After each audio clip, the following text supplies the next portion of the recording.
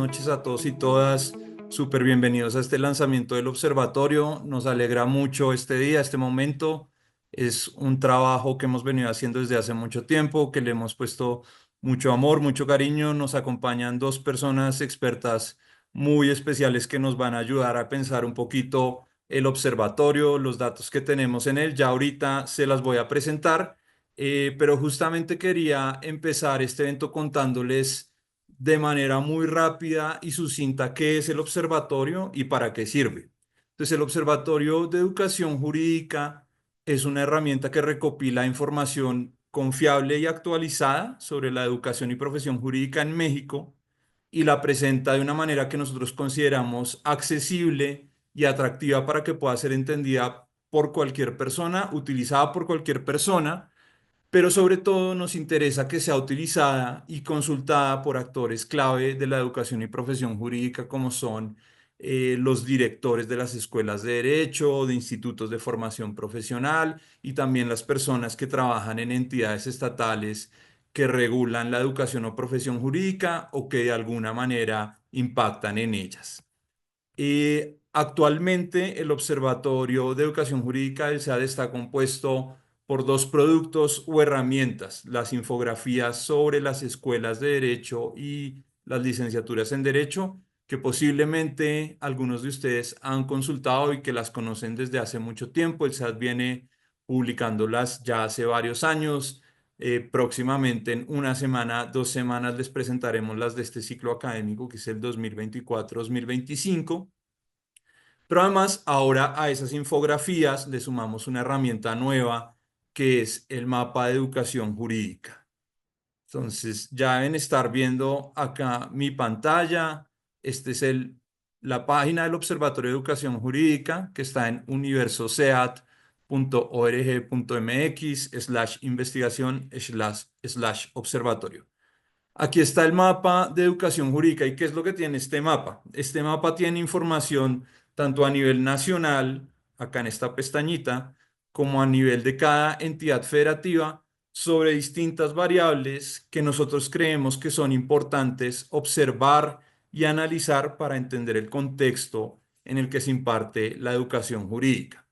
Entonces, supongamos que una persona, un directivo de una escuela de derecho en Chihuahua, está interesado en conocer cuál es el panorama de la educación jurídica en Chihuahua y en qué contexto social, económico y político está ocurriendo.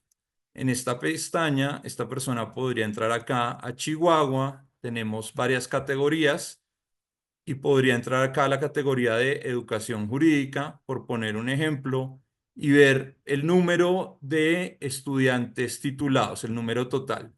Y aquí encontraría esa información de estudiantes total, estudiantes tituladas mujeres, estudiantes titulados hombres, estudiantes titulados con algún tipo de discapacidad. También podría observar, por ejemplo, cuántas escuelas de derecho hay en Chihuahua. Hay 41. Cuántas de ellas son públicas, privadas.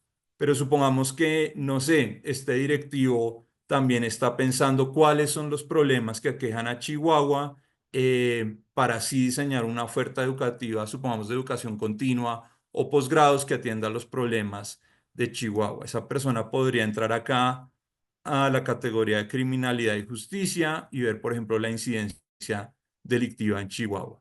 Y esto lo pueden hacer para cualquiera de las 32 entidades federativas y también a nivel nacional. Tiene muchísimas categorías. Por ejemplo, acá en población podemos ver cuál es el número de escuelas de derecho por cada 100.000 habitantes, la población total de la entidad federativa.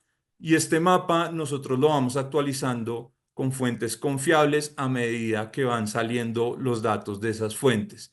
Entonces, este es un mapa que está abierto a todas las personas para consultas de todo el mundo. Creemos que todavía tiene unas áreas de oportunidad en cuanto a la imagen, las cosas que se pueden comparar, pero pues estamos muy contentos de compartirles ya este mapa que está en la página del SEAD, como les decía, universo.sead.org.mx/investigación/observatorio. Entonces, ahora, después de haberles contado qué es el observatorio, las infografías y el mapa, sí quisiera volver para ahora sí presentarles a las personas que nos están acompañando hoy como expertos. Entonces, nos acompaña Rafael Meri. Rafael es licenciado en Derecho por la Universidad Diego Portales de Santiago, en Chile. Tiene un máster en Economía y uno en Políticas Públicas por la Universidad de Chile y ha sido Visiting Scholar de la Escuela de Derecho de la Universidad de California en Berkeley. Rafael actualmente es socio de Mirada 360, que es una consultora española que asesora a firmas de abogados. Rafael también es profesor de Derecho y Economía en la Universidad Diego Portales en Chile. Rafael, bienvenido y de verdad, muchísimas gracias por estar acá acompañándonos. Nada, Sergio, un placer. Buenísimo. Junto con Rafael nos acompaña también Carla Escoffier. Carla es abogada por la Universidad Autónoma de Yucatán y maestra en Derechos Humanos y Democratización por la Universidad Externado de Colombia.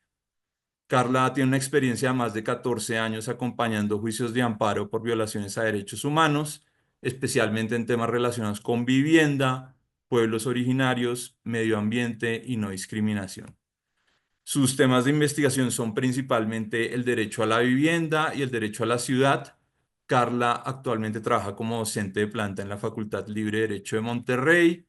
Es creadora de contenido en TikTok, Instagram y YouTube, donde hace labor de difusión sobre derecho, vivienda y ciudad. Y además, Carla es autora del libro El derecho a la vivienda en México, Derechos homónimos y del libro País sin techo. Carla, muchas gracias por estar acá y súper bienvenida a este espacio. Muchas gracias a ustedes por la invitación. Gracias. Y Melanie, ¿me puedes apoyar con las diapositivas para empezar a mostrarles un poquito de los datos de este ciclo académico? Bien. Entonces, antes de pasar a conversar con Rafael y con Carla, queremos mostrarles los principales hallazgos de este ciclo académico 2024-2025. Lo primero y lo más importante acá es el número de escuelas de derecho. Ahorita vamos a hablar un poquito sobre las licenciaturas en derecho. Pero en este ciclo académico encontramos 2.247 escuelas de derecho. De esas 2.247, el 10% son públicas y el 90% son privadas. Esa proporción sigue siendo más o menos la misma que veníamos identificando desde hace varios años atrás.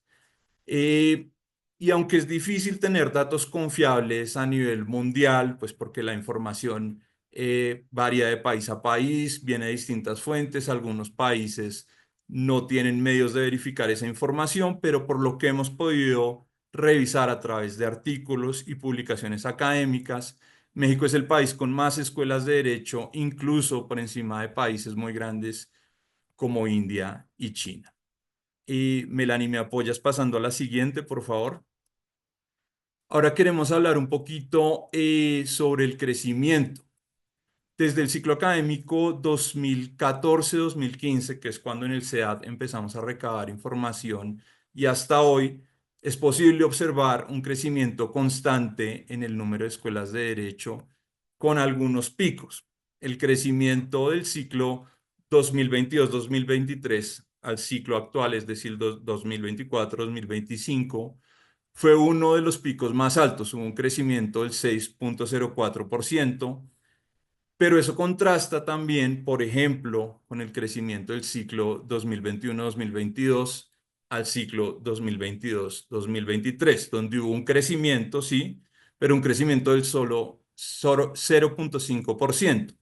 Entonces, lo que esta gráfica nos muestra es que sí, en México hay un crecimiento constante en el número de escuelas de derechos, pero también ese crecimiento se mueve a distintos ritmos. Hay momentos donde tiene un crecimiento más abrupto y hay momentos donde crece, pero de una manera más lenta. Si me apoyas pasando a la siguiente, Melanie, por favor. Ahora, también nos parece importante hablar de la ubicación geográfica de las escuelas de derecho y la tasa de escuelas de derecho por cada 100.000 habitantes. Entonces sabemos que México tiene muchas escuelas de derecho cuando miramos ese número en términos absolutos y lo comparamos con otros países, como les decía, por ejemplo, India y China. Pero cuando miramos por entidades federativas se vuelve interesante porque ahí podemos observar algunas variaciones. A nivel nacional hay 1,78 escuelas de derecho por cada 100.000 personas, pero hay estados donde esa concentración es mucho más alta, como por ejemplo en Morelos, donde son 3,25 escuelas de derecho por cada 100.000 habitantes, y hay otros que tienen una concentración baja, como por ejemplo Chihuahua, que tiene apenas 1,10 escuelas de derecho por cada 100.000 personas. Entonces, creemos que el mapa, que es la nueva herramienta del observatorio, también nos permite dejar de imaginar o ver el problema o la oportunidad del número de escuelas de derecho a nivel nacional y pasar a verlo con un enfoque, digamos, más preciso y más local. Si me apoyas con la siguiente slide, Melanie, por favor. Bien. Entonces, veníamos hablando de escuelas de derecho, pero ahora queremos hablar un poquito de los programas de licenciatura. Para este ciclo, nosotros identificamos 2.554 programas de licenciatura. Ese número es más alto que el de las escuelas de derecho, y eso pasa porque una escuela de derecho puede tener más de un programa de licenciatura. Puede tener un programa de licenciatura presencial, puede tener otro programa de licenciatura en línea o abierto, o puede impartirlo en distintos turnos. Entonces, por eso es que ese número es diferente. En este ciclo hubo un aumento de 1,92% respecto del ciclo anterior, que es un aumento significativo, pero no tan importante como otros que podemos observar en otros periodos, como por ejemplo del 2019-2020 al 2020-2021. Entonces, de nuevo, hay un crecimiento, pero ese crecimiento no es, digamos, estable, sino que presenta picos más altos, luego desacelera un poco. Y si me apoyas con la siguiente, Melanie, por favor. Muy bien. Ahora, en lo que respecta a las modalidades de impartición, entonces ahí podemos ver una tendencia que es sostenida en el tiempo, y es que si bien la mayor parte de los programas de licenciatura en Derecho se imparten en la modalidad escolarizada, cuando uno empieza a ver esos datos más hacia atrás, sobre todo a partir del 2020, sí existe un decrecimiento en las autorizaciones otorgadas para enseñar en modalidad escolarizada, pero sí se observa un crecimiento constante en los programas que enseñan en una modalidad a distancia y semiescolarizada. Entonces, la enseñanza escolarizada está ahí, es la que predomina por ahora, pero cada vez es menor si la comparamos con otras modalidades de impartición, particularmente a distancia y semiescolarizada, que creemos que es un dato interesante y sobre el cual vamos a hablar ahorita con Carla y Rafael. Ahora, respecto al tipo de autorización que tienen las escuelas de derecho para impartir sus programas de licenciatura. Y el 48,2% de las licenciaturas actuales fue autorizado mediante un REVOE federal, el 37% mediante un REVOE estatal, 10,8% por decreto presidencial, y el 3,2%, que ya es un porcentaje más pequeño, fueron programas autorizados por instituciones privadas que se incorporaban a una institución de educación superior pública. Entonces acá también, si fuéramos más atrás, por ejemplo, a partir del año 2020, se puede observar que cada vez se otorgan más REVOEs federales y cada vez se otorgan menos REVOEs por decreto presidencial. Y ya para pasar al último dato que nos parece importante compartirles, si me apoyas, porfa, Melanie, ahora el siguiente también. La acreditación, entonces el tema de la calidad de las licenciaturas en Derecho. Acá hay un tema que es preocupante, y es que apenas el 8,3% de las licenciaturas en Derecho para el ciclo académico 2024-2025 están acreditadas. Entonces es realmente un porcentaje muy, muy bajito. Y ahora sí quisiera pasar a hablar un poquito con Rafael y con Carla sobre esto. Yo creo que ya podemos parar de mostrar las diapositivas para que podamos enfocarnos en los invitados. Entonces, Rafael, quisiera empezar contigo y pues justamente preguntarte tú cómo lees y cómo interpretas estos datos y cuál es para ti el panorama de la educación jurídica en México. Bu- Bueno, es sorprendente. lo que está pasando en México, digamos, si todos estos datos son correctos. A ver, ante todo me parece fantástico el trabajo que están haciendo con este observatorio, digamos, es algo realmente único en la región. Es muy difícil poder leer este tipo de información, encontrar este tipo de información en otros países, digamos, salvo que uno tenga que ir a construir la data, digamos, y eso genera mucho trabajo. Por lo tanto, eh, nada, primero felicitarlos, pero a mí me parece realmente preocupante,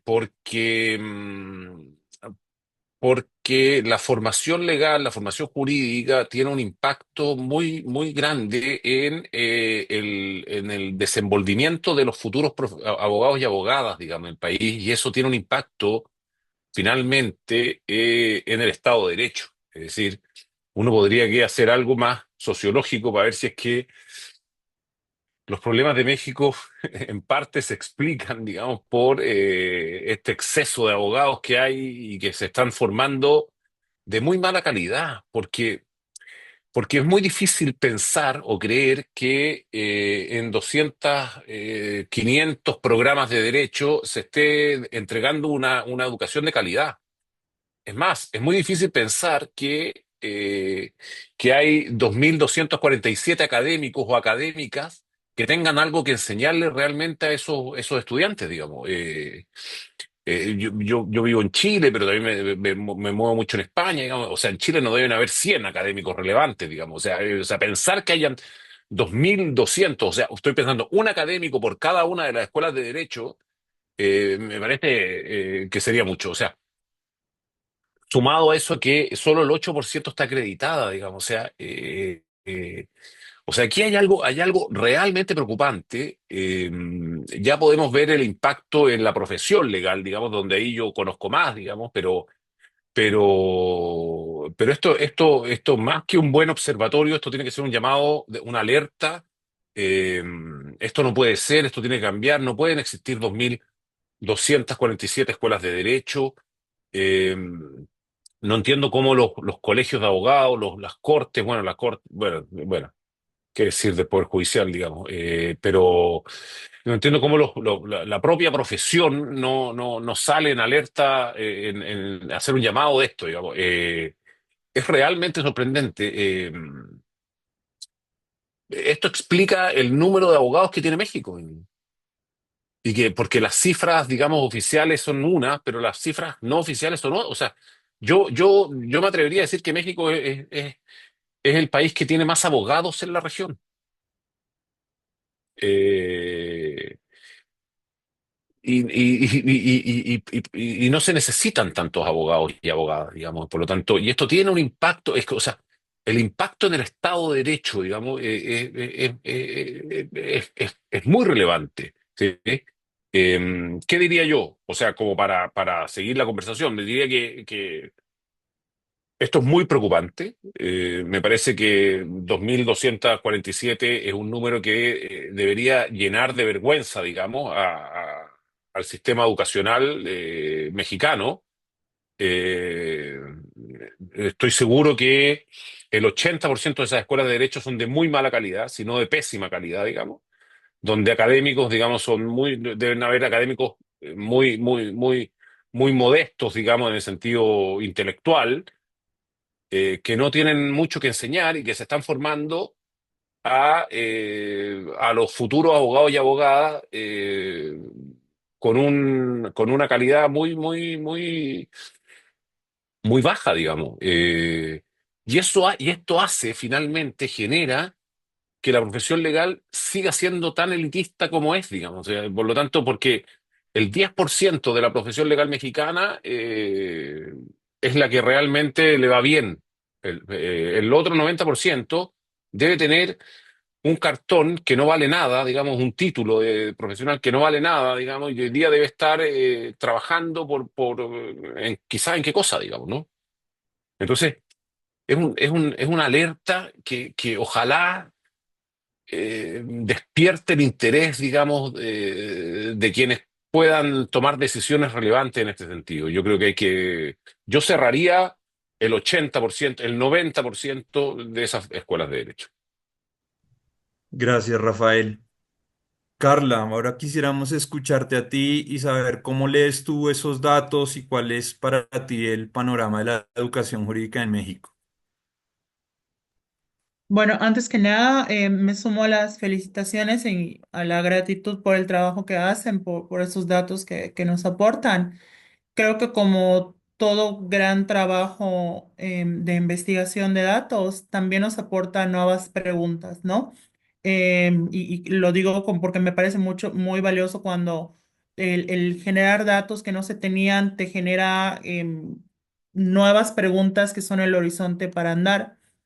En ese sentido, a ver, yo creo que partiría del hecho de que es un hecho que la mejor universidad no necesariamente da al mejor abogado y la peor universidad no necesariamente da al peor abogado. Evidentemente, hay personas que pueden estudiar en los colegios más prestigioso, sino dar una al salir y ser justamente un título que no se refleja en la capacidad y en las habilidades, y al revés, gente que estudia en escuelas consideradas por muchos como patito y son excelentes abogados y abogadas. O sea, creo que estos datos más bien hay que entenderlos como una problemática estructural que sí evidentemente levanta alarmas, pero que no debe llevar de alguna manera a reforzar esta idea de que hay instituciones o abogados que únicamente por el origen o el sello que tienen en su título valen más o menos en ese aspecto. Lo que yo sí creo también es que justamente habría que cuestionarse cuántas de estas escuelas realmente son escuelas de licenciados en Derecho de abogados y cuántas realmente son de técnicos en trámites judiciales.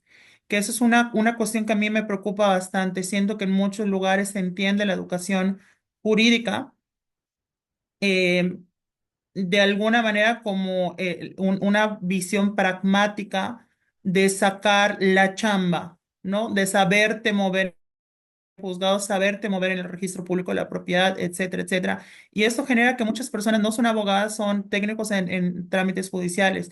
Con esto no estoy diciendo que tengan que ser personas expertas en filosofía jurídica o en otras áreas que a lo mejor no se van a dedicar, pero sí me llama la atención que hay muchos abogados que si les haces preguntas eh, básicas de derecho quizá, no las sabrán contestar porque tienen más la cabeza en eso. Y creo que allá hay un pecado que hemos cometido todo el gremio jurídico y acá, porque siento que es responsabilidad compartida. Incluso las personas que trabajamos, que venimos de universidades de calidad, de prestigio, etcétera, tenemos que reconocer que en el gremio esta idea de que la teoría y la práctica son cosas separadas, casi antagónicas, que la fomentamos en los salones de clase, que casi autodesdeñamos lo que enseñamos, porque esto es la práctica, pero la teoría, pero en la práctica es otra cosa. Cuando les decimos que el derecho se aprende realmente trabajando, que toda esa sacralización de la calle, como casi haciéndoles creer que están perdiendo su tiempo en la licenciatura y que el momento de verdad va a ser cuando salgan. Todos esos discursos que se dicen como si fueran muy, digamos, muy pragmáticos, muy colmilludos, lo que hacen es demeritar y justamente evidenciar unas falencias en el gremio que se ven reflejadas en estos números. Por supuesto que si tienes a profesores en escuelas de mucho prestigio repitiendo esta lógica tan tóxica de que la teoría y la práctica son cosas separadas y que no saben conciliar académicamente, profesionalmente, el hecho de las disonancias que se puedan dar entre la teoría y la práctica, si no pueden, ¿cómo se llama?, transmitir el hecho que no basta solo la experiencia, sino poder reflexionar, el tener capacitación continua, el profundizar sobre temas, ¿no? El verlos como cosas complementarias y dos caras de una misma realidad. Por supuesto que alguien va a decir, entonces, pues lo importante no es lo que se aprende, ¿no? Al final del día van a entrar a despachos y ya van a aprender todo lo que tienen que saber. Entonces, estos números no solo hablan así de que hay gente que abre facultades o escuelas eh, con un ánimo meramente, digo, todas las universidades que no son públicas tienen un lucro, obviamente hay que pagar cosas, etcétera, pero me refiero a que solo es el ánimo de lucro, solo es esa parte, pues evidentemente allá hay una responsabilidad, pero yo creo que es una responsabilidad compartida. Y creo que en general también otra cosa es que los abogados y abogadas no tenemos autocrítica en México. justamente vemos estos números y lo que pensamos, es que los patito, es que hay unos que no deberían estar. Y volvemos en esta réplica de nuestra parte hacemos las cosas perfectas y son otros las manzanas podrías que hay que ver cómo sacarlas. ¿Qué tanto esto es reflejo de lo que hemos estado pregonando y diciendo de nuestra propia profesión? Entonces, creo que hay que reconocer que hemos fomentado una cultura de técnicos en trámites judiciales y no de abogados y abogadas, ¿no? Y en la medida en que no seamos capaces de reflexionar esto, vamos a seguir fomentando esos números. Creo que habría digamos, esto no lo digo como una crítica, sino como compartiendo las preguntas que me surgieron, porque insisto, todas las investigaciones nos llevan a nuevas preguntas y creo que ese es el gran aporte y obviamente esto pues no se acaba y el trabajo que están haciendo es impresionante. Pero, por ejemplo, las preguntas que me genera esto es, ¿cuáles serían las motivaciones de la gente que entra a derecho, por ejemplo? O sea, no sé si hay estudios, si se haya incluido o no. Normalmente a los estudiantes que entran, más o menos cuáles son las motivaciones, conseguir trabajo, les apasiona, es un poquito complicado de medir además, ¿no? Y que es difuso y muchas veces ni una misma sabe por qué entró a la carrera en primer lugar, pero como que sería interesante también ver eso, ¿no? Y creo que también el modelo de educación jurídica lo permite bastante. No exigimos, por ejemplo, justamente me parece también que esta división de teoría y práctica tan tóxica e irreal, me atrevo a decir que hemos hecho, ha generado que las carreras sean poco prácticas. Yo creo que cada vez hay que apostarle más a las clínicas dentro de las facultades. En la medida que hagamos eso, la misma educación jurídica va a requerir otro tipo de insumos más profesionalizables, con más nivel, con más detalles. eh, que de alguna manera podría depurar ese tipo de idea de que pues para tener una escuela de derecho basta un pizarrón y ya, ¿no? Un pizarrón y un letrero en la puerta que diga que es una escuela de derecho y ya con eso estoy.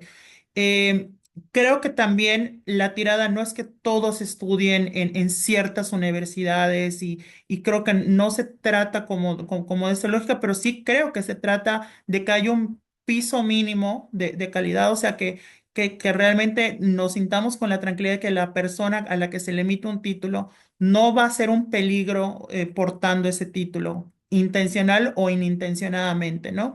Y entonces creo que sí tiene que ser un piso mínimo alto, ¿no? Pero que esté enfocado a eso, ¿no? Como si fuera medicina en ese sentido. Y creo que todas las profesiones que exigen legalmente un título debiera ser así. Pero sí creo que esto también nos hace un llamado de autocrítica y creo que incluso varios eventos que han pasado en los últimos años nos demuestra que también necesitamos hablar de esa autocrítica que no nos hemos dado muchas veces el chance. Muchas gracias, Carla. Ahora quería preguntarle a los dos, como presentaba al comienzo, cuando uno mira los datos de 2020 hacia hoy, lo que uno puede ver es que actualmente la modalidad escolarizada sigue siendo predominante, pero cada vez hay más licenciaturas en derecho que se imparten a distancia o abierta. Entonces quiero preguntarles un poquito si eso les preocupa, si creen que va a haber una diferencia en la calidad respecto a las licenciaturas que son de manera escolarizada o las que son abiertas a distancia, si creen que puede haber como una más calidad en las que son escolarizadas. ¿Y qué podríamos hacer las escuelas de derecho y organizaciones como el SEAD para asegurarnos que estas otras que son a distancia y abiertas, que son muchas, que van a seguir creciendo y que posiblemente tienen la virtud de llegar a lugares donde es difícil llevar la educación jurídica, cómo nos aseguramos que esos programas y esas nuevas modalidades tengan en todo caso la calidad mínima requerida? Y no sé si quieres, escuchamos primero a Rafael, si te parece bien. Sí, claro. Sí, y esto me permite, yo coincido con Carla en este absurdo de la separación entre la teoría y la práctica. A mí, y ella nombró medicina. A mí, y yo vengo diciendo esto hace años ya, digamos que la educación legal, la educación jurídica se tiene que parecer mucho a la educación de los médicos, digamos. O sea, y en eso lo clínico, pero no lo clínico asistencial únicamente, que es lo que hoy día vemos, digamos, ¿sí? Sino que la formación clínica, digamos, o sea, y con esto me enlazo a lo que pregunta Sergio, digamos, pero es la formación jurídica, digamos, tiene que tener, o sea, una formación jurídica, a mi juicio, digamos, tiene que tener una sólida formación en derecho, no tantas cosas, pero sí en derecho. Y lo otro es la práctica, digamos, esto tiene que ser como como el entrenador de fútbol, que te enseñen, o como, como el médico con el que está en el pabellón, viendo cómo le abren el estómago, digamos, en la cirugía, digamos, ¿no es cierto? Eh, esa enseñanza clínica es fundamental. ¿Sí? El problema de eso, que eso es costoso. ¿Sí?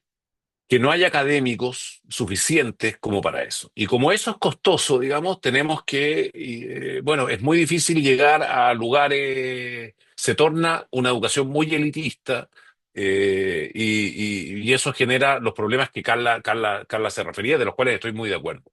Por lo tanto, todo lo que tiene que ver con educación online, a mí me hace ruido en este mismo sentido, digamos, o sea, porque a mí no, o sea, yo no daría derecho, digamos, en modalidad online, por mucho que el objetivo de que llegar a lugares más lejanos o más distantes, digamos, sea relevante desde un punto de vista del bienestar social, pero finalmente genera un perjuicio de que tú estás entregando una mala formación, ¿sí?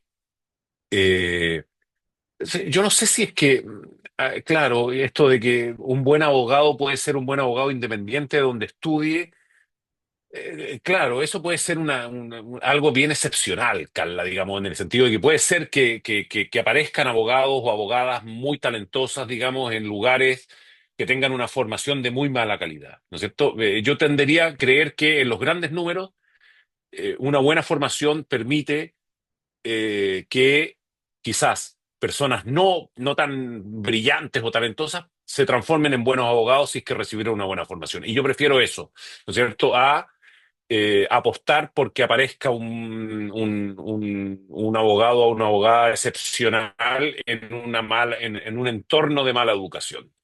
Eh, y cuando yo digo eh, cerrar estas facultades, porque estoy pensando lo mismo, porque la educación yo pienso en una educación de élite, no necesariamente para la élite, digamos, sino pero una educación de élite donde tú tengas a los mejores profesores enseñando, digamos, ¿cierto? Y donde tenga una enseñanza clínica que te ayuden a que, que eviten que tú tengas que llegar a la calle, como decía Carla, digamos, al despacho, que sea, a aprender, ¿cierto?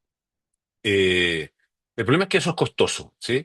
Por eso sería interesante, y a mí lo que me falta del observatorio, y aprovecho así como lo que comentaba Carla a propósito de eso, es que a mí me gustaría saber quiénes estudian derecho en México. No solo por qué estudian, sino quiénes estudian y dónde estudian, ¿sí? Eh, porque a mí me gustaría que en la UNAM, ¿no es cierto?, se les dé una educación de élite, pero no a la élite, ¿no es cierto? Sino que a los mejores. ¿No es cierto? Y entonces, lo que uno ve en Latinoamérica es que las mejores facultades de derechos están capturadas por la élite, por los hijos de la élite, digamos, de las familias de élite, digamos, y por lo tanto eso lo hace endogámico y qué sé yo, y genera un problema terrible, y las universidades de provincia que realmente, o de estados más lejanos, generalmente son de mala calidad, estudian alumnos y alumnas, estudiantes que vienen de establecimientos secundarios de malas calidad, en malas condiciones, de familia, y eso hace que vuelvan a repetir y que la promesa meritocrática, digamos, de la educación superior no se cumpla, ¿sí? Eh, nada, y para volver a la pregunta de Sergio, digamos, o sea, yo le pondría una alarma a la educación online y a la semi-escolarizada, digamos. Uf, me da un terror eso, pero bueno, ya escucharemos a Carla. Gracias, Rafael. Y pues justamente, Carla, ¿cómo ves tú con este crecimiento de la educación en línea, a distancia, abierta, te genera temor? ¿Cómo podemos asegurar que tenga la misma calidad o mejor que la otra? Te escuchamos.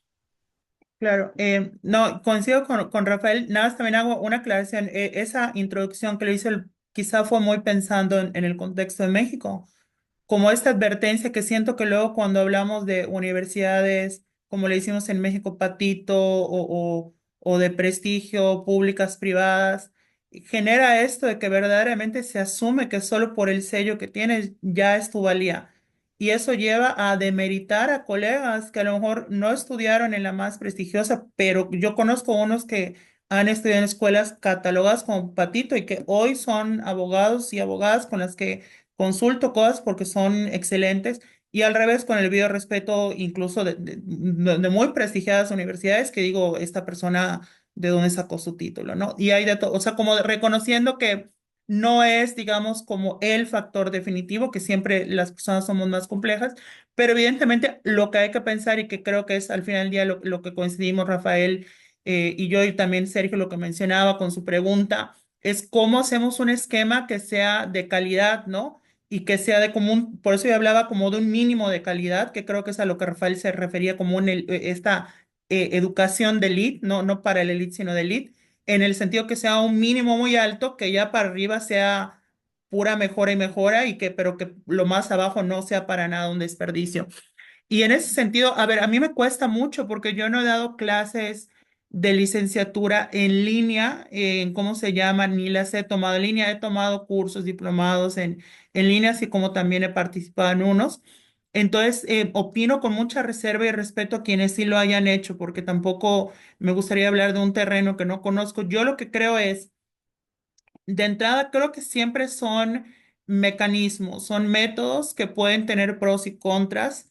Yo coincido y personalmente no siento que la educación tradicional, convencional, tiene cosas irreemplazables. Obviamente no hablo de manera para nada objetiva. Yo siempre digo que las aulas también son los pasillos. O sea, justamente ahorita que estaba saliendo de dar clases, en lo que voy a agarrar mis cosas y que una alumna se acerca y me hace una pregunta que tiene incluso que ver con otra cosa o cosa que algo que vio allá y le voy comentando, me va medio siguiendo en el pasillo mientras le contesto porque tengo un Zoom ahorita a las 6 y no sé qué.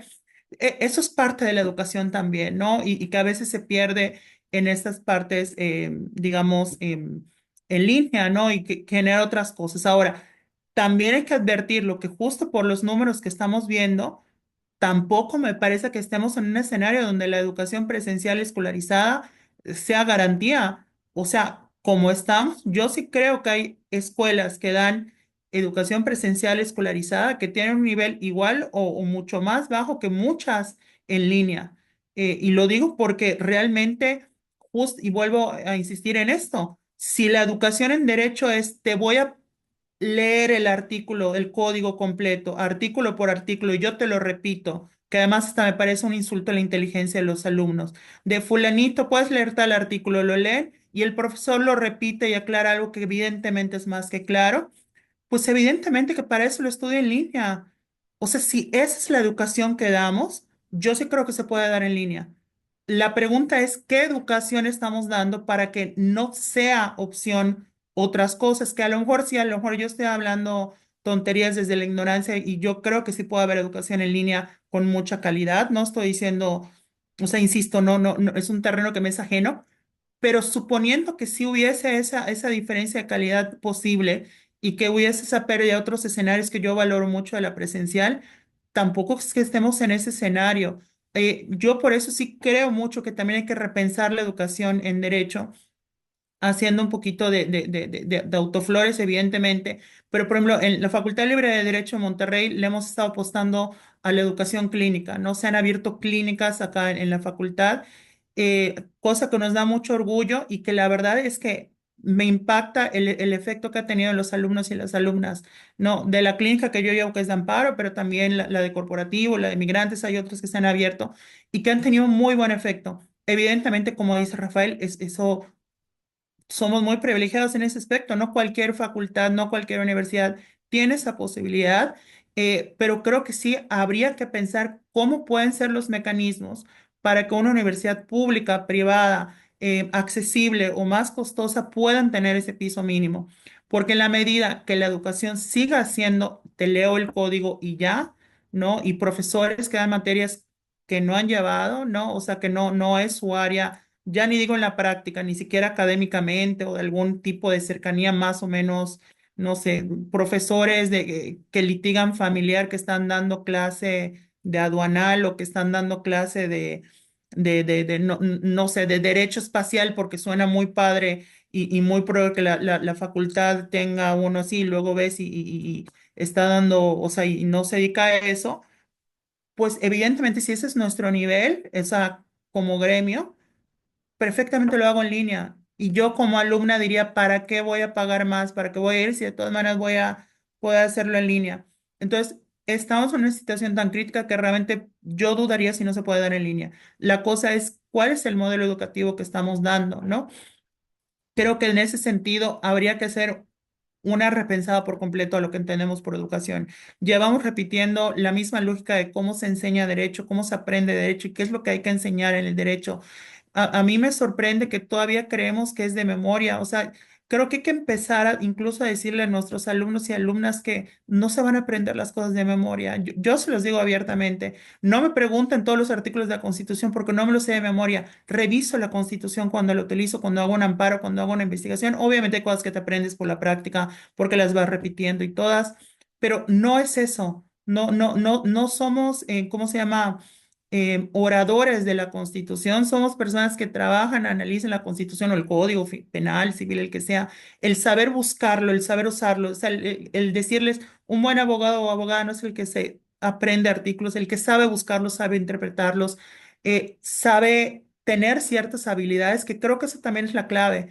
Creo que tenemos que centrar más la educación en el desarrollo de habilidades, no de aprendizajes, de conocimiento de leyes y cosas que luego se van a cambiar inevitablemente, que van a haber reformas, ¿no? Que luego es gente que sabe operar ciertas actividades, pero cuando le cambias el escenario, llámese legal, político o de los hechos de un caso, asunto en particular, no saben qué hacer y por eso luego salimos y tenemos abogados que les dicen a sus clientes que no se puede algo jurídicamente cuando se puede totalmente si le echas dos dedos de coco con el perdón, o sea, pero que no saben tener esa capacidad de adaptarse, de improvisar en el buen sentido. Creo que también algo, y eso sí, yo sí se lo digo mucho a mis alumnos porque creo que es algo que nos han despojado por completo en la educación jurídica. Una habilidad y una facultad, una característica de la educación jurídica de un profesionista en derecho tiene que ser la creatividad.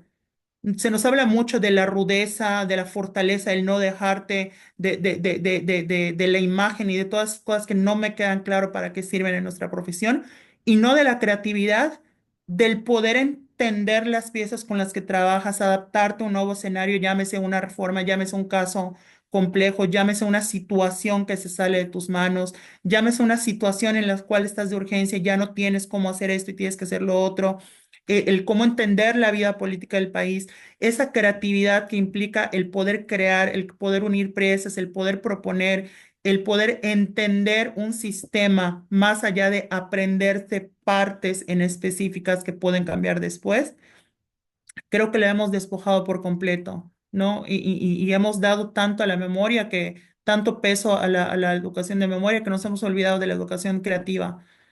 Nuestra profesión es creativa. Piensen ustedes en sus respectivas áreas, trabajo, los abogados y abogadas más inteligentes, brillantes y que admiramos normalmente son personas creativas. Y eso yo no lo veo reflejado en la lógica de la educación jurídica en México. Creo que incluso en varios lados de América Latina, pero al menos hablo por México, ¿no? Insisto, habemos facultades en las que creo que se valora eso, que hacemos el esfuerzo y hacemos y hemos logrado varias cosas, pero la cosa es un problema gremial, no solo que los que tú recibes tengan la fortuna de ver esa perspectiva, ¿no?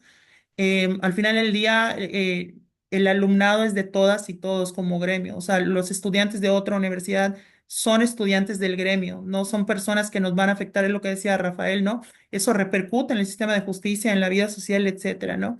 Y ya con eso me callo, pero básicamente es eso. Gracias, Carla. Rafael, yo quería aprovechar tu condición de invitado internacional. Tú eres chileno, trabajas en Chile, vives en Chile, para preguntarnos justamente por el ejercicio comparativo, si hace sentido comparar. Entonces, Mm. en Colombia, que es mi país, hay aproximadamente 0,22 escuelas de derecho por cada 100.000 habitantes. En India hay 0,10 por cada 100.000 habitantes. Y en México, como vimos antes, hay 1,78.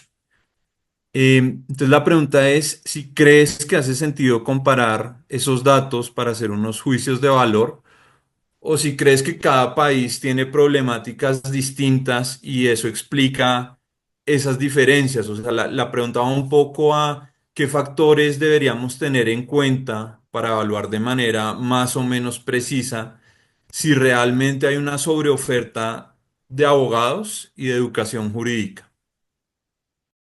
Sí, bueno, comparar siempre es muy útil, digamos, y las comparaciones, si las comparaciones son correctas y usamos indicadores, digamos, comparables, digamos, y la tasa cada 100.000 habitantes es un buen indicador, sin perjuicio que uno puede a la hora de explicar, ¿no es cierto?, estas diferencias, estas cosas, ¿no es cierto?, usar otro antecedente. Eh, Nada, lo que está mostrando es que en México, digamos, pero bueno, ahora me entró la duda a propósito de lo que decía Carla, esto de los técnicos, digamos, ¿no? Si es que aquí no si no se nos estarán metiendo muchos de estos técnicos jurídicos que en otros países, digamos, tienen esta formación técnico, estos como no sé cómo decir, auxiliares, digamos, ¿no es cierto? Como paralegales, digamos, dirían los americanos, digamos, ¿no es cierto? Los gringos, más bien. Eh, entonces, quizás se nos estén metiendo aquí en estos datos y habría que darle un doble clic para ver porque es mucha la diferencia, ¿no? Colombia, Sergio, bueno, tú lo sabes, Colombia es un país de abogados. O sea, en Colombia los abogados hablan hasta del clima, digamos, ¿no es cierto? O sea, hay que ir a preguntarle a un abogado para ver cómo va a estar el clima. O sea, es una cosa es un país muy legalista, ¿no? Y por eso hay tantos abogados, más de los que incluso creen que hay. Eh, pero así todo, digamos, ¿no es cierto? Tenemos una razón o una tasa de facultades o escuelas de derecho menor que la que hay en México. Entonces, eh, quizás ahí hay algo que mirar con mayor detalle, digamos. O sea, ¿por qué, o sea, por decirlo así, por qué se están generando tantos abogados por 100.000 habitantes en Colombia con, con considerablemente menos facultades o escuelas de derecho versus México, que se estarían produciendo, para decirlo bien crudamente, se están produciendo tantos o igual número de abogados y abogadas que en Colombia, pero, o sea, o tenemos escuelas de derecho con 1, 2, 10 alumnos, o algo hay en México que está pasando, ¿no es cierto? Entonces habría que ver, quizás, bueno, a ver, vamos a ver estas 2.200.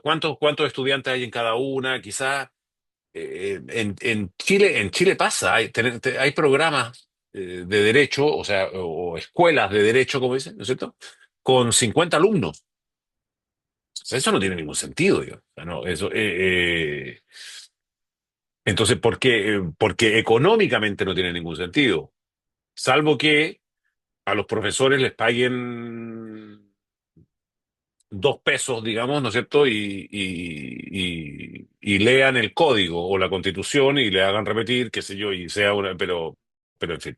Entonces, a mí me parece muy útil comparar porque me genera preguntas, y vuelvo ahí quizás lo que decía Carla, esto de este tipo de data, lo relevante de este tipo de data son las preguntas que genera, ¿no es cierto? Y una pregunta que genera esto es decir, dado los indicadores o dado lo que señalas, digamos, comparando México, Colombia, India, digamos, pero esto si lo llevamos a Argentina. Argentina, por ejemplo, Argentina es un país de muchísimos abogados, digamos, pero no hay tantas escuelas de derecho, o sea, comparativamente.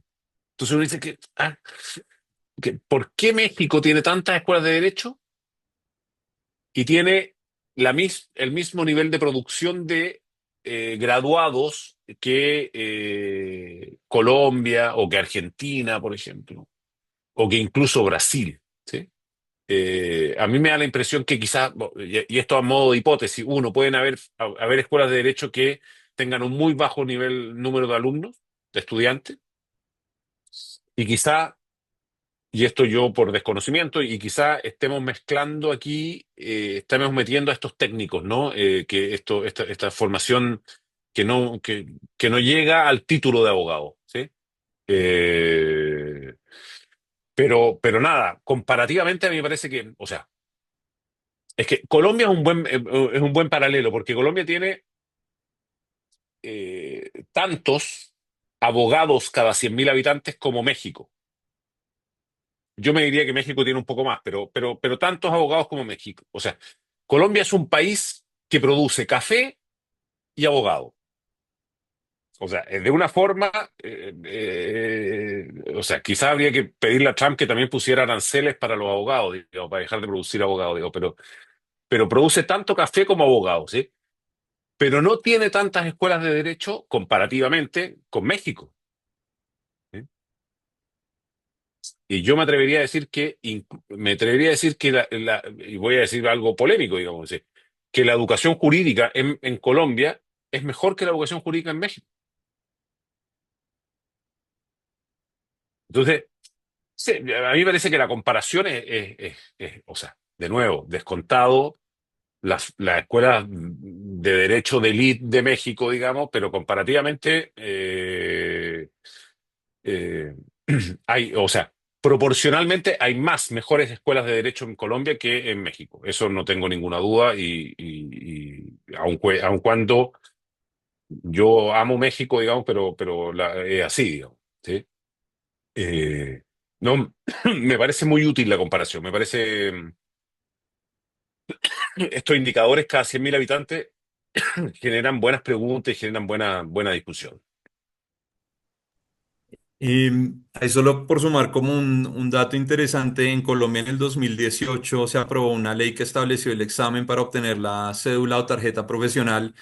Y en el examen más reciente lo perdió el 30% de las personas que lo presentaron, que fue un porcentaje muy alto y bueno, eso va a tener una discusión muy grande en Colombia. Y otro dato curioso es que los principales opositores de ese examen fueron justamente las universidades de élite, no las chiquitas, no las patito como les llamamos en México. Pero bueno, ese paréntesis lo cierro y quería volver contigo, Rafael, porque...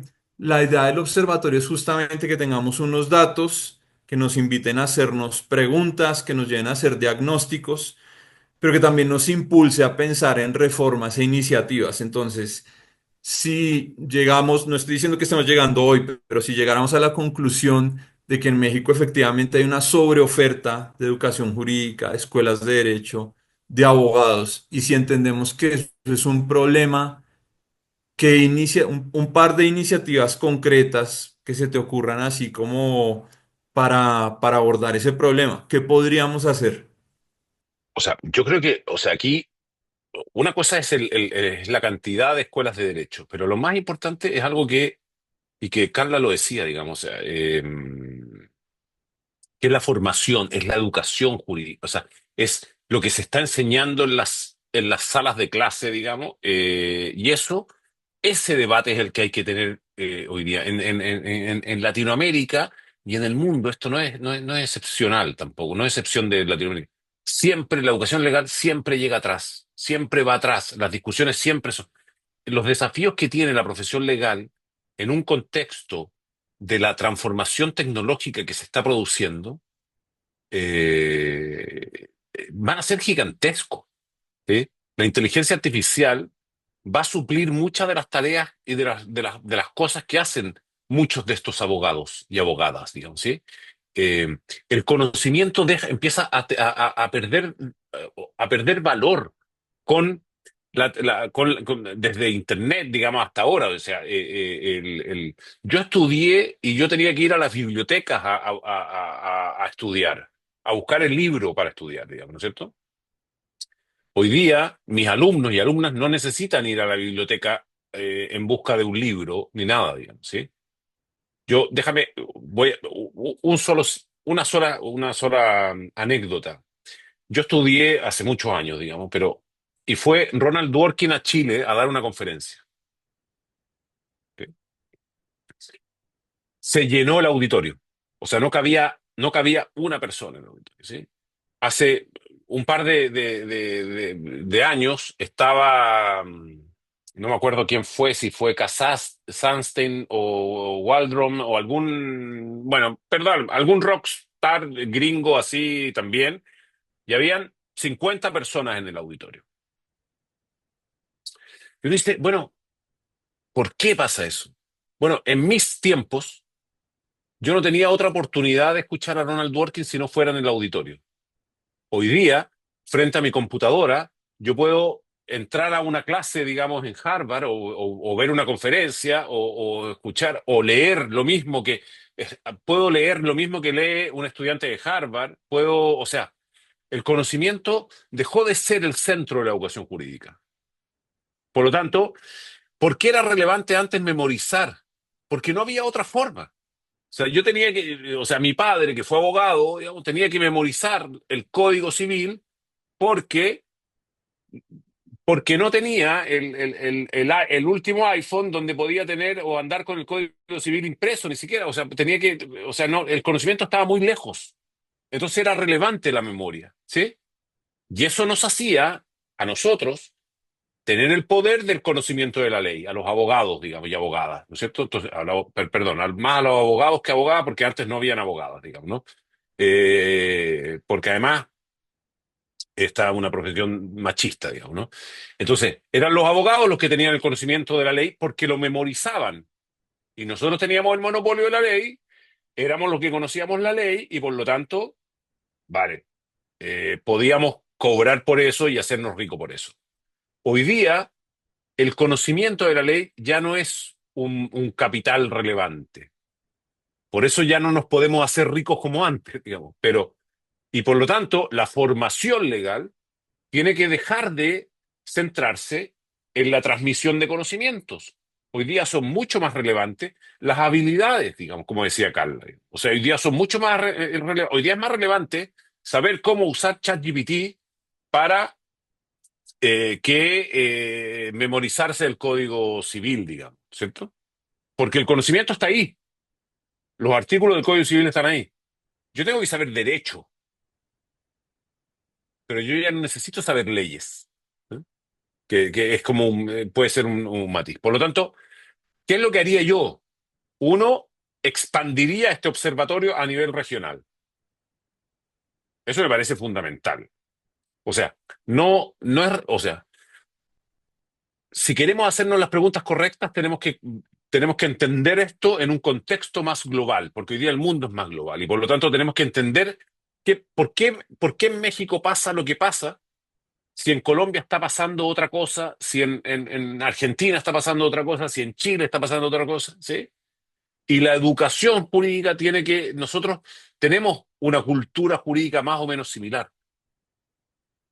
Por lo tanto, es razonable pensar que la educación jurídica camine más o menos hacia un mismo lugar en México, en Colombia, en Argentina, qué sé yo. Por lo tanto, expandir o sea, yo creo que el desafío del observatorio es llevar esto a nivel regional.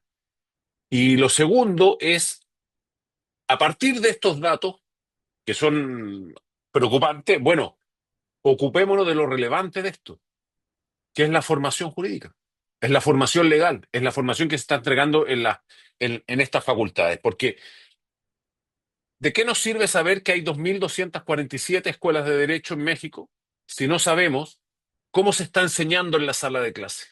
¿Sí? Si no sabemos quién está enseñando en la sala de clase y si no sabemos a quién le está enseñando en la sala de clase, ¿sí? Lo que pasó con la masificación, si uno lo ve, lo que pasa con la masificación de la educación superior es que ingresan sectores que hasta hace poco no accedían a la educación superior. Y el gran problema de esos sectores, de esas familias, digamos, hijos de familias más pobres, digamos, es que tienen un capital cultural muy bajo. Y por lo tanto, la educación superior tiene que empezar a suplir esas habilidades que no traen estudiantes. Por lo tanto, claro, uno dice, colegas que hacen clase en universidades donde el estudiantado es de sectores socioeconómicos más bajos, digamos, me dicen, claro, yo tengo que enseñarles a leer y a escribir a mis alumnos. Y pasa mucho eso. Entonces, ¿a qué voy? Tenemos que saber, no solo saber cuántas escuelas de derecho, sino que tenemos que saber quiénes estudian en esas escuelas de derecho, quiénes enseñan en esas escuelas de derecho, y lo principalmente es cómo se enseña en esas escuelas de derecho. Porque si la gran mayoría hace que sus alumnos memoricen estupideces, digamos, ¿no es cierto?, que no les van a servir de nada, bueno, la alarma es mucho más importante que el número de facultades de derecho o de escuelas de derecho, ¿sí? Yo me atrevería a decir que a mí me preocupa más lo que se enseña y cómo se enseña que el número de lugares donde se enseña. Esa es una alarma, o sea, hoy día la educación legal es de muy mala calidad, en los términos gruesos, es de muy mala calidad. Los profesores tienden a repetir cosas que vienen repitiendo hace años, hace decenas de años, digamos, ¿sí? No hay innovación en la educación jurídica, no hay creatividad, como decía Kant, no hay riesgo, no hay. Si hoy día conocer la Constitución es la parte más fácil del derecho, porque porque lo tengo en mi laptop o lo tengo en mi móvil, digamos. De eso no sirve nada. Es qué hago con eso. Entonces, para volver a tu pregunta, dos cosas. Uno, llevarlo a nivel regional. Y segundo, meterse donde está la carne, digamos, que es la formación, la educación jurídica. Buenísimo, Rafael. Pues nos llevamos esa tarea para que en el futuro el observatorio justamente pueda tener esos datos como más micro y más empíricos y más de estar dentro del aula y saber quiénes estudian ahí, quiénes son los que enseñan, qué enseñan y cómo enseñan. Carla, quería volver contigo para hacerte esta pregunta. Entonces, pues uno puede ver que México es un país con muchas escuelas de derecho, con muchos abogados y abogadas. Se estima que existen más de 400.000 abogados y más de 300.000 personas inscritas en una escuela de derecho. Pero a la par de eso, México también es un país con problemas de acceso a la justicia, sobre todo si uno observa los indicadores del World Justice Project, por ejemplo, que están ahí también en las variables del mapa.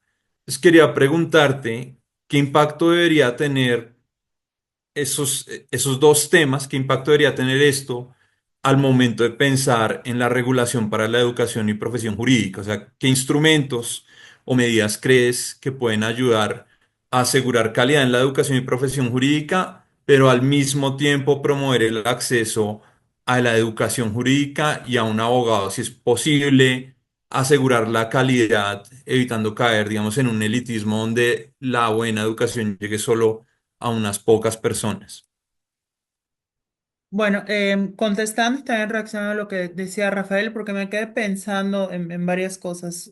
Una es, no sé qué tanto, a ver, o sea, no, justamente mi tema con a veces es esto de justamente de escuelas patito, entre comillas, escuelas elite, es que a veces asumimos que en las mejores universidades están los mejores profesores, y muchas veces no pasa eso.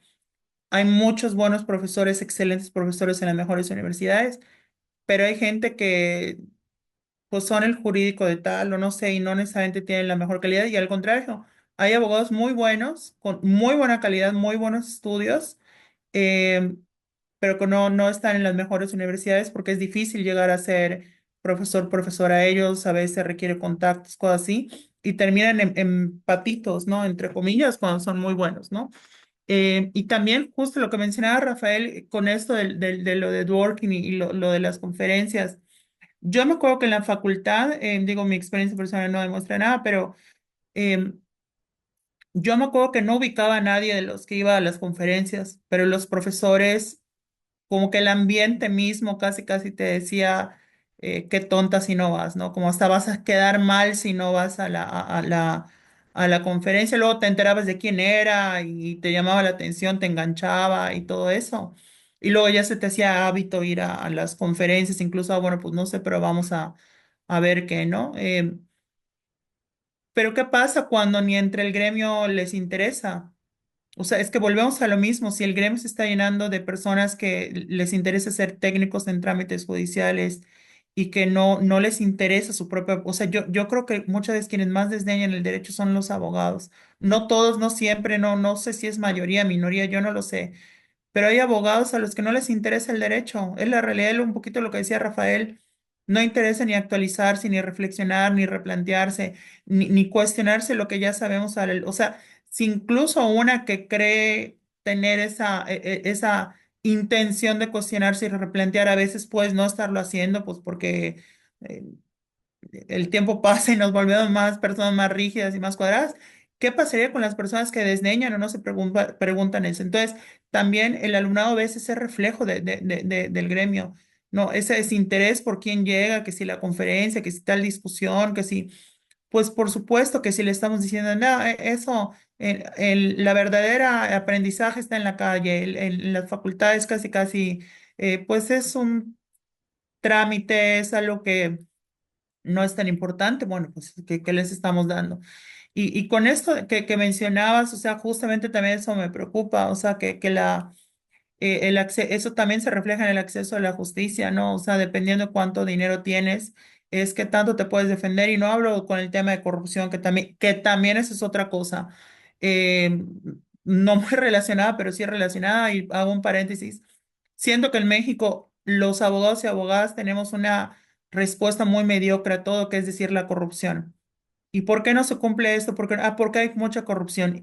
Y siento que eso a veces es pereza mental, o sea, de por qué no funciona. Y en vez de ponérsenos a investigar y a evaluar qué hace que ciertas normas se cumplan, que otras se incumplan, que ciertos mecanismos funcionen y otros no, decimos es que hay corrupción. Y muchas veces no la corrupción, muchas veces hay otras problemáticas, a veces hasta más complejas de resolver. eh, que están en juego y ni al mismo gremio le interesa, ¿no? Entonces, justamente uno, más allá de la corrupción, el tema del acceso a la justicia es simplemente que, pues, el abogado mejor capacitado cobra más y el menos capacitado es muchas veces el que cobra menos. Insisto, con excepciones, hay unos muy capacitados que están precarizados y unos que yo no entiendo cómo tienen título y que ganan un chorro. No hay de todo en la viña del Señor, ¿no? Pero sí es un hecho que está un poquito esa tendencia, ¿no? De quieres de calidad, pues tienes que pagar más.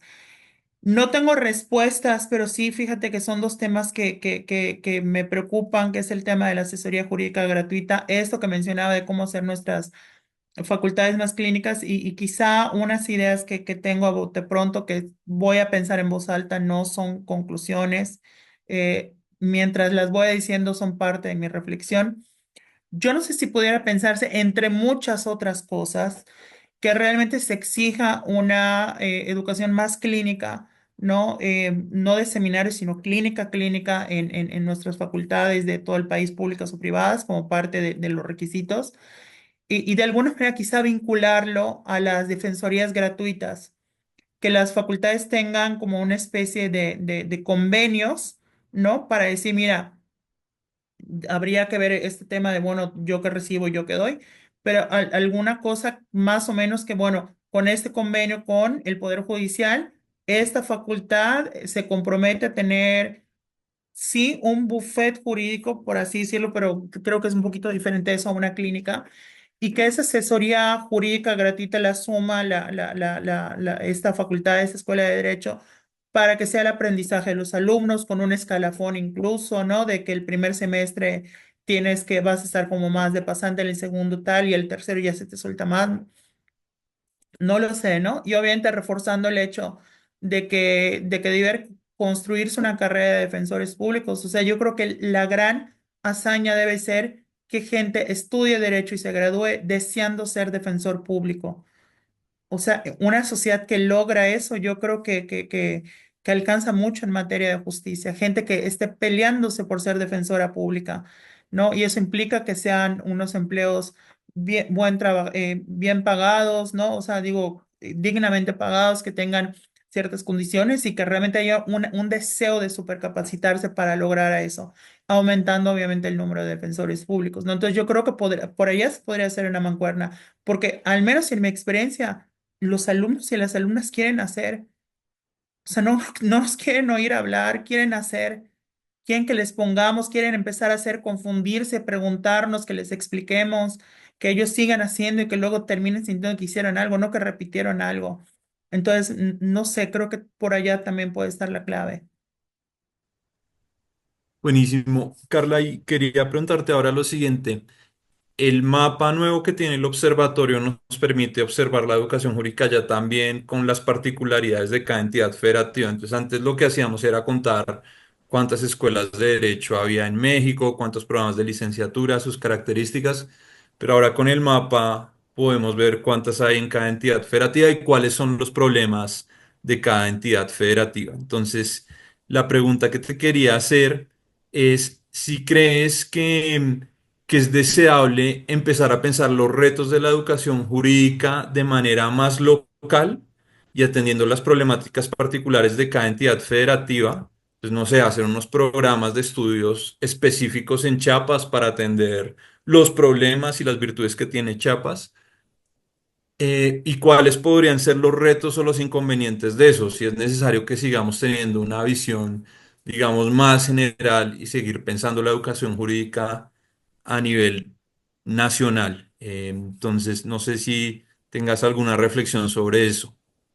A ver, bueno, yo en general soy muy federalista, muy municipalista, muy localista, o sea, creo que todo a muchos niveles, muchas cosas en la vida y eso incluye el derecho, tiene que pensarse de lo más local para arriba, no al revés. Y creo que muchos de nuestros problemas a muchos niveles viene de pensar al revés.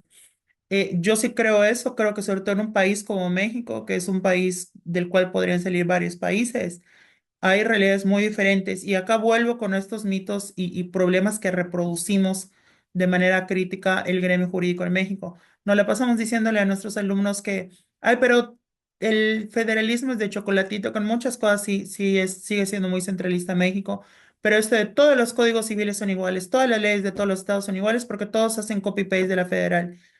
Puede haber casos en los que sí, pero yo difiero totalmente. Yo, por ejemplo, un tema que yo trabajo es el tema de arrendamiento, ¿no?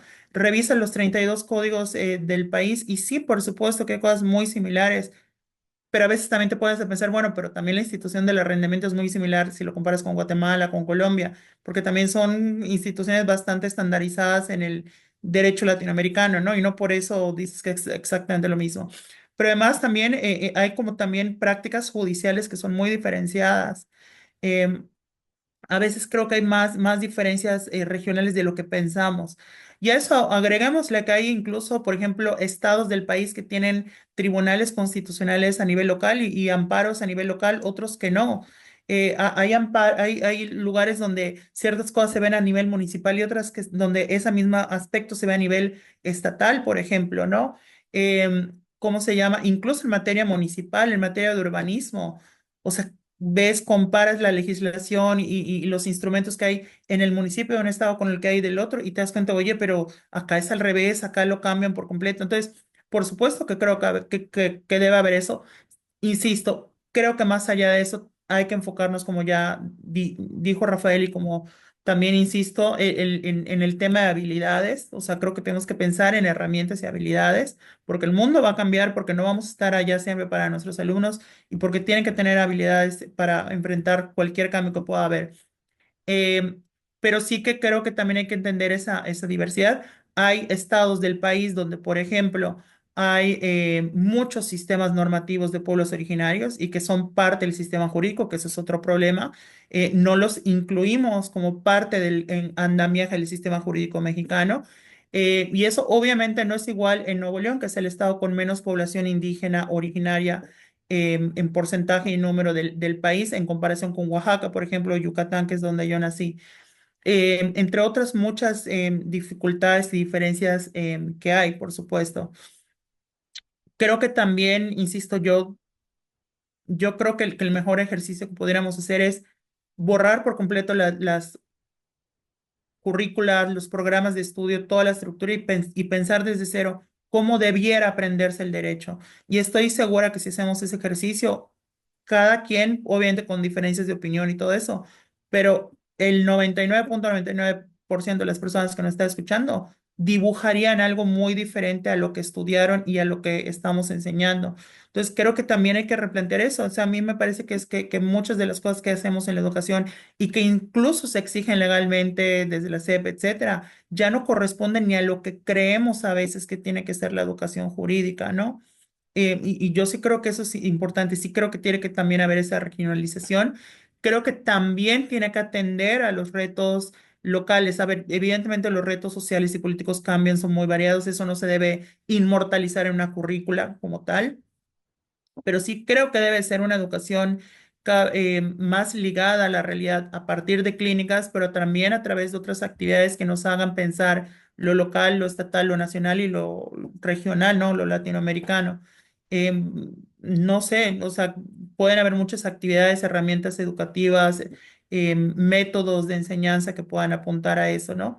Pero sí tenemos que partir desde al respecto a la organización de las escuelas de derecho. También allá entra otra discusión que ya creo que aquí no da para eso, pero que tiene que ver con la colegiación obligatoria o no de los abogados, ¿no? En México, que no hay una barra como tal obligatoria. Las barras em, prácticamente, digo, no lo digo demeritando, pero prácticamente son como los colegios y barras son como ONGs o como asociaciones, ¿no? Como civiles de abogados, pero no son barras como tal en el sentido estadounidense, por ejemplo, que son obligatorias, que son paso posterior y externo a la facultad para ejercer la profesión, ¿no? Y que puede incluso llevar a la pérdida de la cédula o cosas por el estilo, que es una discusión espinosa, yo tengo mis dudas al respecto, pero dentro de eso también habría que pensar eso, si incluso a nivel local que cada estado tenga una especie de, si no de barra, pero algún mecanismo que monitoree esa calidad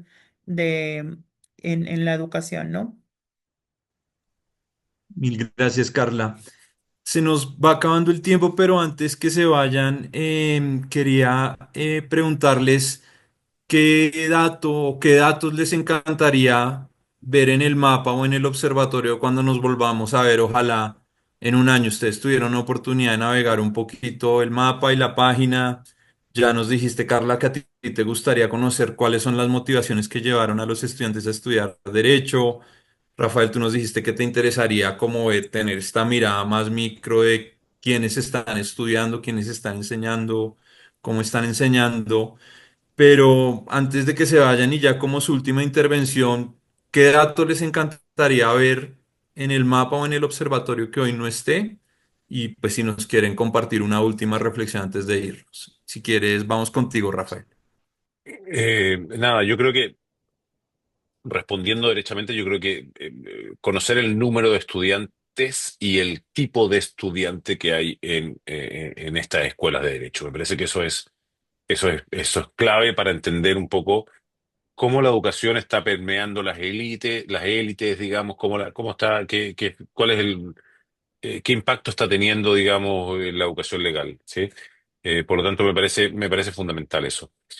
Y para cerrar, digamos, y no extenderme más, porque yo creo que ha sido una buena discusión y me ha encantado escuchar a Carla, digamos, a quien no conocía, digamos, y es una mirada más fresca, digamos, que de la...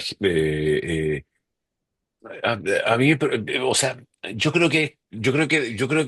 me voy a agarrar de una frase que dijo, yo creo que esto hay que pensarlo desde cero, digamos, en el sentido de que hay que volver a repensar la educación jurídica muy profundamente. ¿Sí? Y quizás hacerlo desde un velo de la ignorancia, digamos, o sea, porque hoy día el gran problema es que los intereses, o sea, si yo le digo a los procesalistas que hay que eliminar los cursos, no sé, se van a poner como fieras, como un gremio, digamos. Si yo le digo a los que enseñan así, fiscal, digamos, no sé, o sea, esto hay que hacer ese ejercicio desde cero, digamos, como decía Carla. Me gustó esa idea de que pensar esto desde cero, digamos. Yo creo que O sea, me voy de aquí diciendo, wow, el rollo que tiene México con la cantidad de escuelas de derecho es gigantesco. Pero el rollo que tenemos los países en Latinoamérica y en el mundo, porque esto no, porque anda a sentarte a cualquier escuela de derecho en Madrid o en España, digamos, y la cosa no es muy distinta. Y en Francia no es muy distinta, y en, qué sé yo. Eh, y los desafíos que vienen hacia adelante, más allá de que todos quieran ser defensores jurídicos, como decía Carla, es que, es que yo creo que de verdad el futuro viene muy distinto, digamos, a como lo conocemos. Y por lo tanto necesitamos herramientas y necesitamos habilidades que no las estamos entregando a la Escuela de Derecho. Por lo tanto, el repensar desde cero. Yo me voy a mandar a hacer una camiseta con eso, digamos, ¿no? Con esa frase de Carla. Está buenísimo. Pero nada, gracias por la invitación y me parece, de nuevo, voy a volver con lo primero y más importante. Me parece fantástico lo que están haciendo. Porque esto permite hacerse las preguntas correctas y permite hacerse las preguntas en base a datos, que eso es lo que falta generalmente en las discusiones públicas. Buenísimo, Rafael. Carla, ¿qué dato te encantaría encontrar dentro de un año en el observatorio y cuál sería tu reflexión para cerrar? Bueno, me sumo nuevamente también al reconocimiento de su labor y digo, de por sí el labor que se me ha realizado y en este en particular, y agradezco también a Rafael las inmerecidas palabras. Eh, Comento rapidísimo, o sea, creo que además de eso también me parece que estaba pensando que no sé si pudiera, digo, por generar datos, siempre los datos, siempre quisiéramos tener datos de todo y la pregunta es qué datos se pueden obtener y cómo generar una metodología y todo el rollo que ustedes conocen mejor de cómo hacerlo, pero yo pensaría también, por ejemplo, como algún tipo de análisis entre quienes entran y salen de las carreras de derecho, que también eso hay que decirlo. Hay mucha gente que entra a las carreras de derecho, mucha gente se depura en el camino por muchas razones, ¿no? A veces porque no dan la talla académica, a veces porque por desencanto, a veces por problemas variados que pueden ser personales, etcétera. Creo que por allá también podría ser interesante. O sea, me parece como indispensable también el estudio de cómo es la experiencia de los alumnos y las alumnas en las facultades, eh, cómo se sienten, cómo están viendo su experiencia en la carrera. Creo que a veces entran y detectan muchas cosas que no cuestionan, no dicen, porque nadie se los pregunta, no nos tomamos el tiempo de entender cómo están viendo este mundo que ya se nos hace normal, pero que para ellos todavía no es normal. Eh, y porque también terminan diciendo, bueno, es que así es, pues estoy aprendiendo que así es y bueno, pues así son las cosas y pues ya, ¿no? Y se repite el ciclo. Entonces creo que sería también como interesante un monitoreo de cómo es la experiencia, cómo están viendo los distintos estudiantes de derecho su experiencia en escuelas públicas, privadas, del norte, sur, centro, un estrato socioeconómico, el otro, y creo que eso sería muy, muy interesante. Y pues, a ver, yo celebro que estemos teniendo estos espacios para discutir esto, que hayan personas acá pues conectadas, escuchando todos estos temas. Creo que nos preocupa y creo que mientras hay preocupación, hay esperanza, hay cosas por hacer.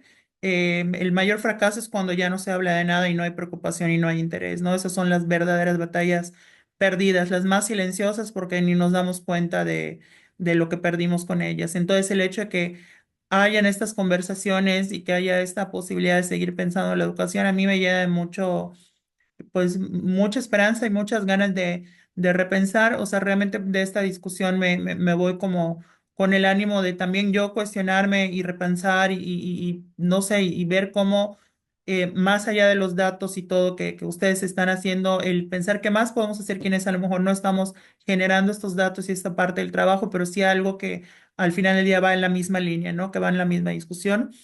Y también acá, aprovechado también la presencia de Rafael, yo creo que también un elemento que ayuda y que en mi experiencia puede ser muy, muy pedagógica y que creo que también es necesaria, es también tener un enfoque latinoamericano de la enseñanza.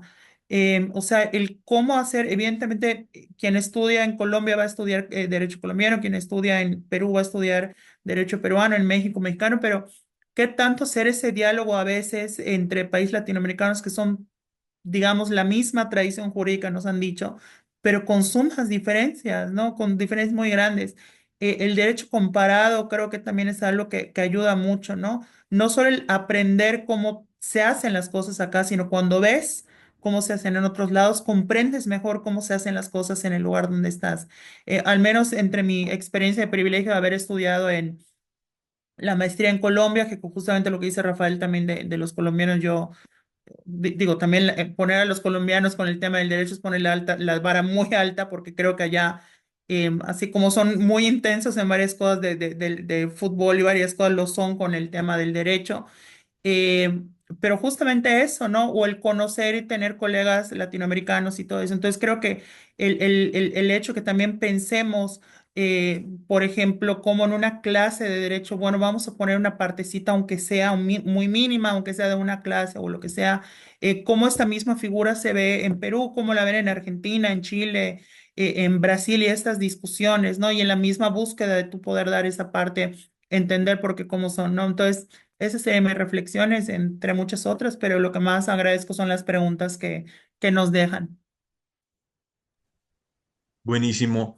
Pues Rafael, Carla, muchísimas gracias por su tiempo, por su generosidad, por compartir estas ideas así de manera honesta, franca. Nos llevamos varias tareas de las que nos dejaron. En un año el mapa tendrá más datos, será mejor. Vamos a seguir trabajando en eso y a las personas que nos acompañaron y se conectaron o las que van a ver la grabación, pues les invitamos a que consulten el observatorio. Ustedes ponen en Google Universo SEAT y ahí va a haber una pestañita que dice investigación, observatorio, ahí está el mapa, pueden consultar todos los datos y ya en las siguientes semanas, si están pendientes de las redes sociales del SEAT, van a encontrar las infografías para el ciclo escolar 2024-2025 para que las miren, las estudien, nos escriban y pues sigamos haciéndonos preguntas y sigamos pensando cómo mejoramos la educación y la profesión jurídica en México. De nuevo, mil gracias, Rafael, Carla, muchísimas gracias. Les mandamos un abrazo desde el SEAT y a todas las personas. Buenas noches, mil gracias por acompañarnos.